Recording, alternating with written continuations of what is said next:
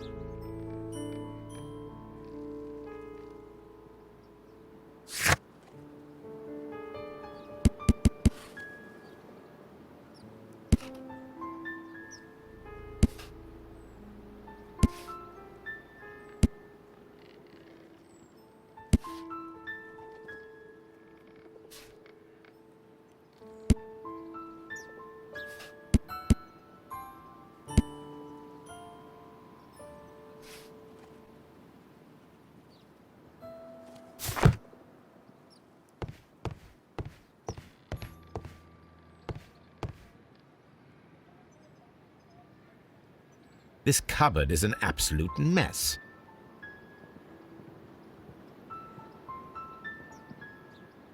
Several books have fallen from the shelves. It seems as though this cupboard can be moved. I'll give it a try.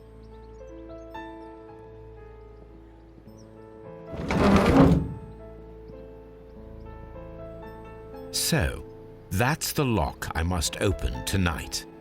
Let me see.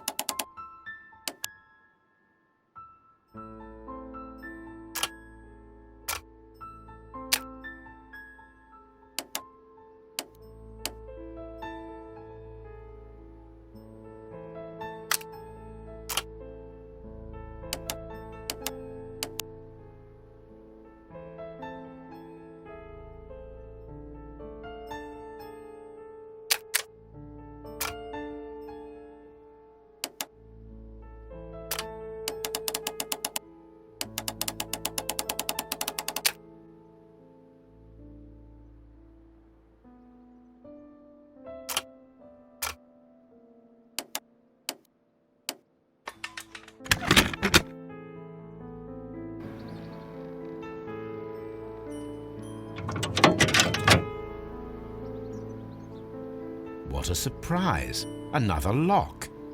And I won't be able to pick it. I recall that precious key around Foley's neck. It might prove a decent fit. I suppose they hired me to only open the first lock. Let us wait for the thieves, trap them, and find out.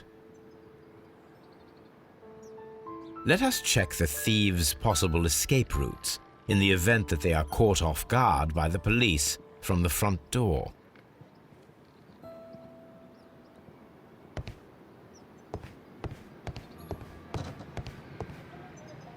This door is a perfect means of escape in an emergency.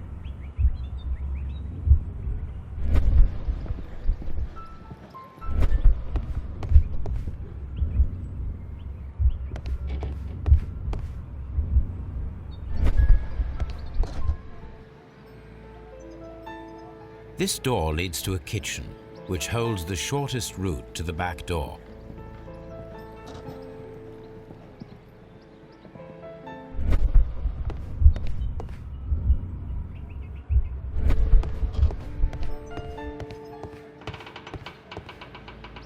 The ground floor window is a perfect way to escape the police.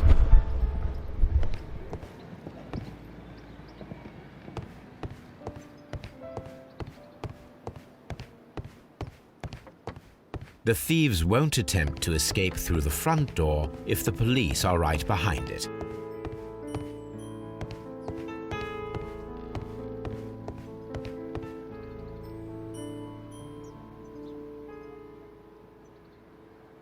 These are the marks of ineffectual lock-picking attempts.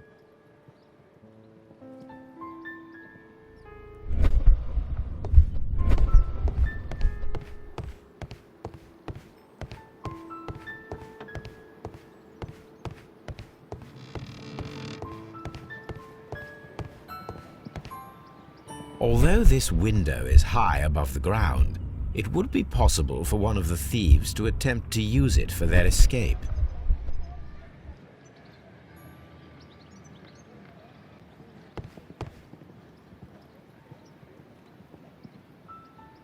A simple but rather attractive bead necklace.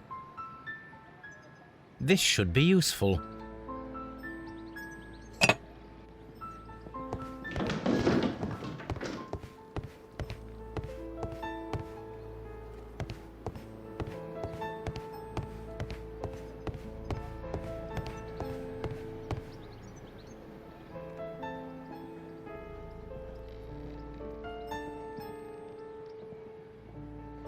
One step on these beads, and our thief will go flying.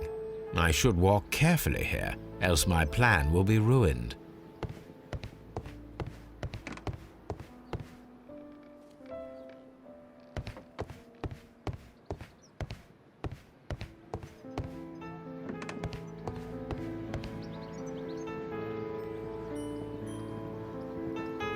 That is quite a heavy cupboard.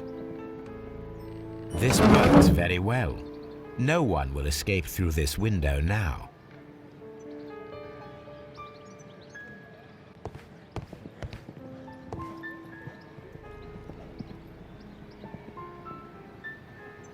This hatch leads to a cellar.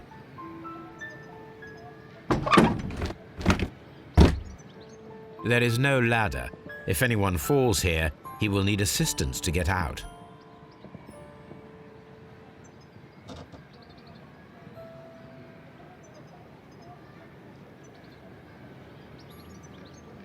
This chair is very solid and well made. This should be useful.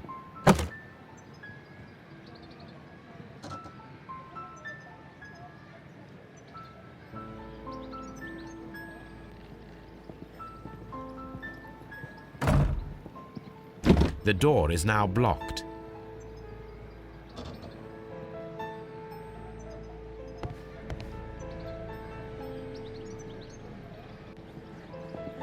A solid rope. This should be useful.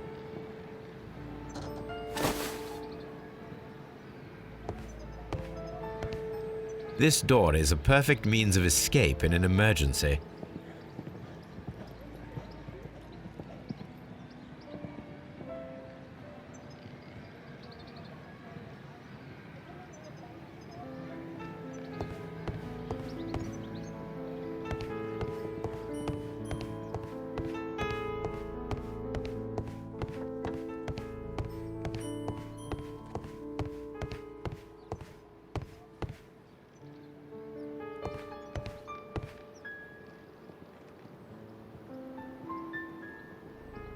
This should be useful.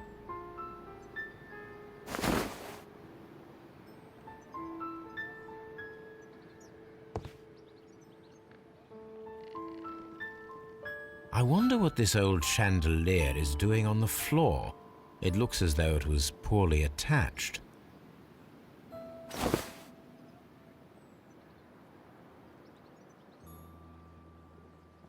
I suppose that the thieves already tried to open the lock with this formidable hammer, but they were unsuccessful.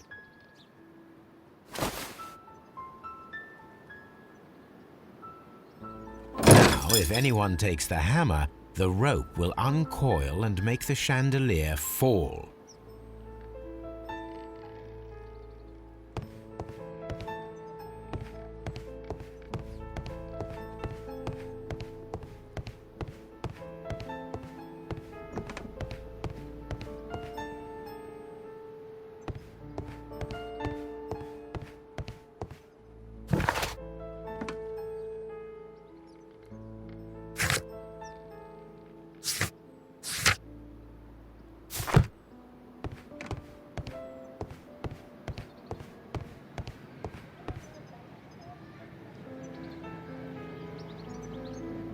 Now, it's not an open hatch, just a nice carpet on the floor.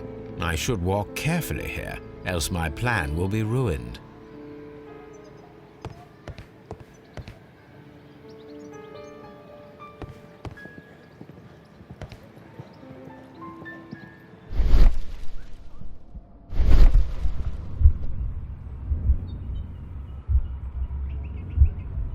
Any thief who finds his way upstairs will roll down very quickly.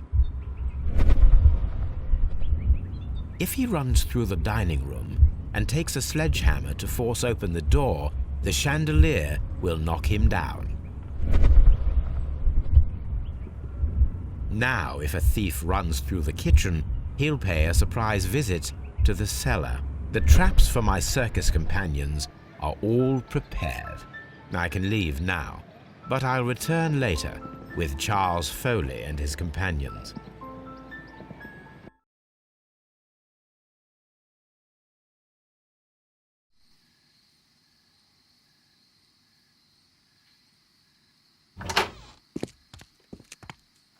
Police! Police!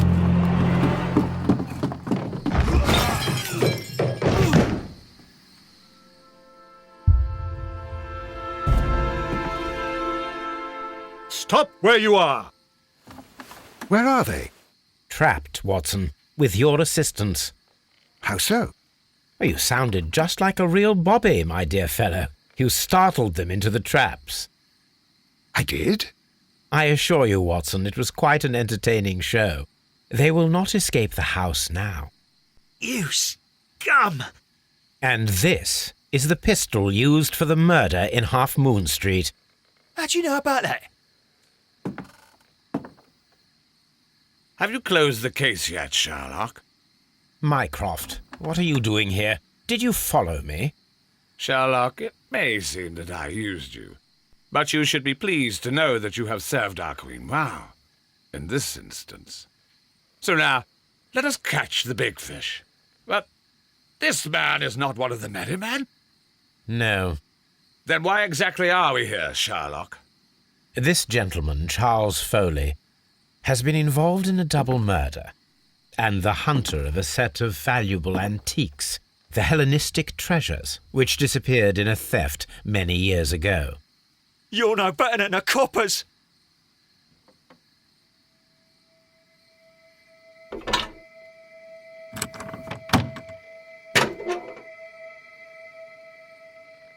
Holmes, that is incredible. The Hellenistic treasures. Indeed. Nothing but trifles. Where are the merry men? I don't know why you are asking me, Mycroft. They are yours to find. I'll see you soon, dear brother.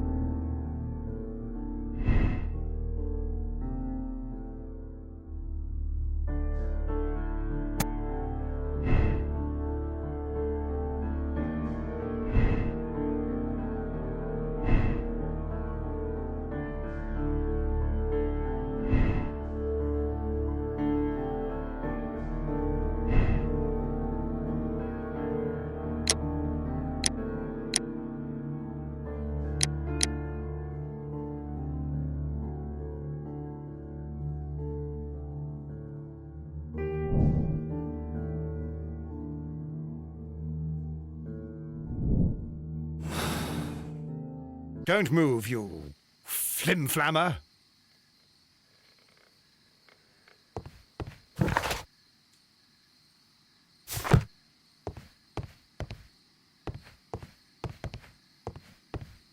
Holmes, I had no doubt that you would catch the thieves.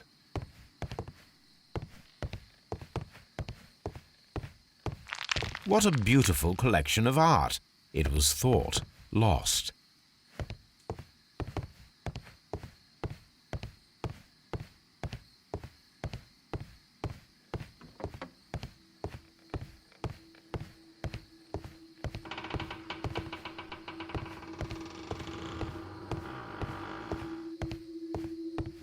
One of Foley's companions.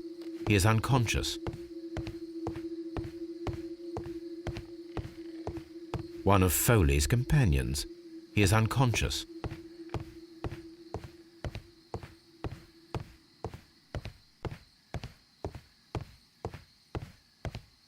The trap with the chandelier worked perfectly. Charles Foley has been knocked down.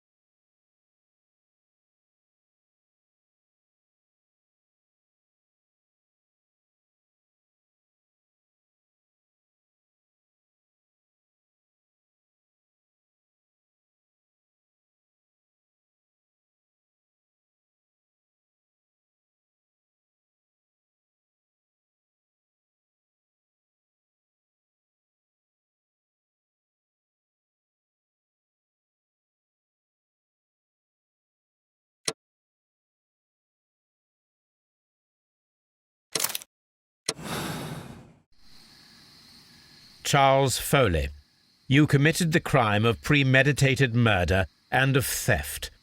You will be severely punished for your deeds. You are pitiful, you Scotland Yard dog. Save your words for the gallows. I'm sure the journalists will love them. I shall leave now, Watson. Gentlemen, please take our friends here into custody. Where are you going? I have unfinished business. I'll see you at Baker Street.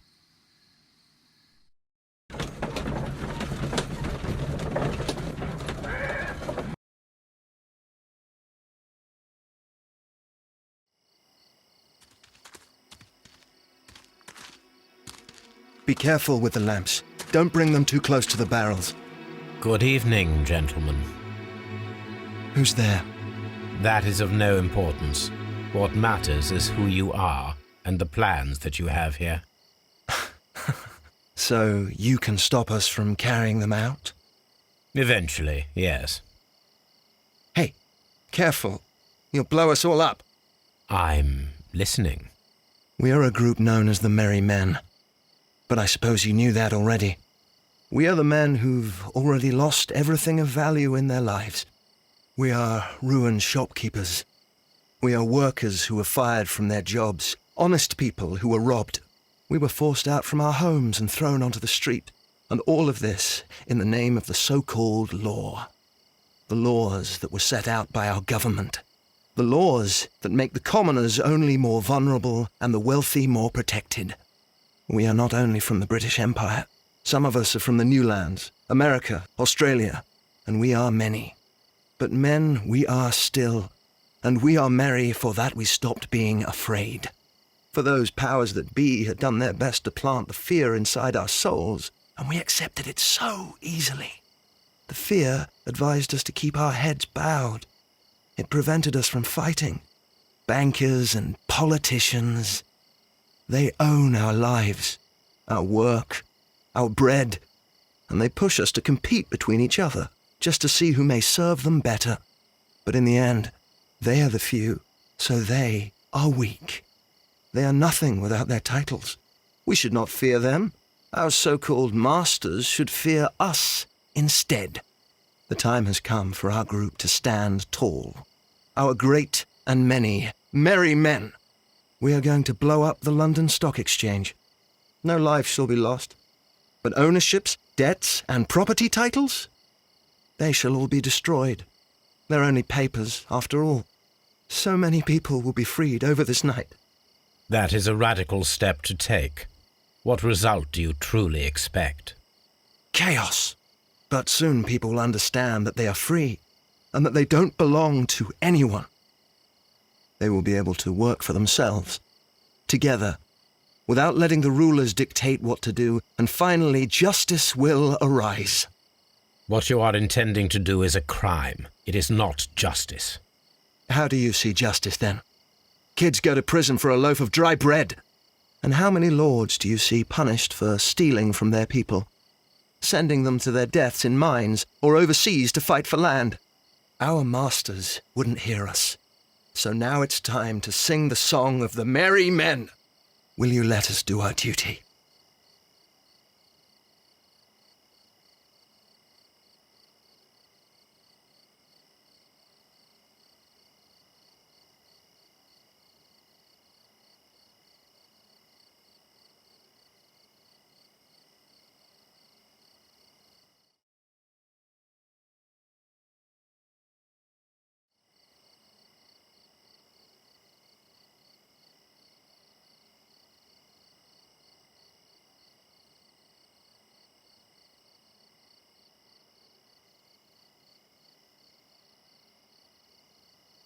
When people fight the order, they are too blind to see the consequences that throw society into chaos. I shall stop your actions, but not you. Run. Now!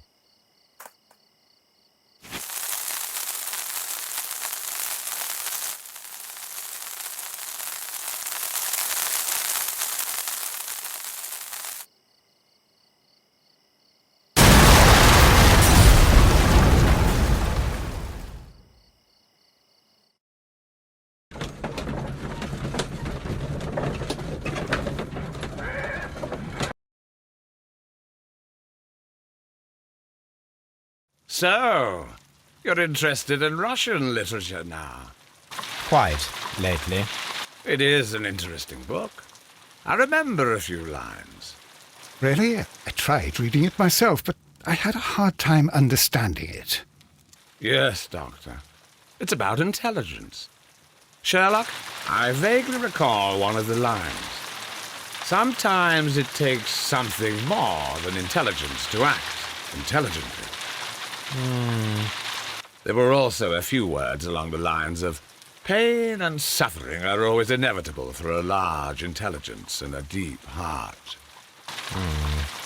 Tell me, Doctor, does my brother show any signs of pain or suffering? Not that I know of. Because you see, Doctor, behind all of his masquerade, my brother does possess a deep heart. So deep that he does not recall where he places his love. Well, I'm sure that... His love and his duty that, in the first place, should be directed towards the Empire.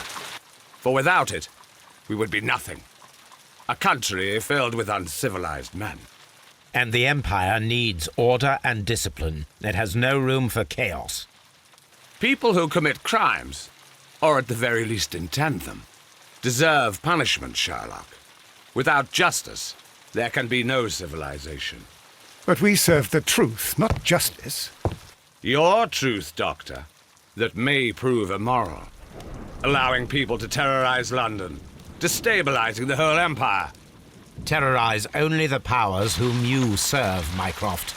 Not I, not Watson, not Mrs. Hudson, not Wiggins. Sherlock, the merry men are to be stopped. Not by me. You created the merry men. Stop them yourself. Only make sure that you don't create 10 more merry men by arresting the one. Good night, Dr. Watson. Anything in the post, Watson? Any clients worthy of our attention? Only a second reminder from Mrs. Hudson about our new neighbour. She urges you to remove your... Oh, I don't care about that. Holmes, the lady who will be moving in shortly has requested the use of our spare room to place all of her boxes. Wait, what? A lady?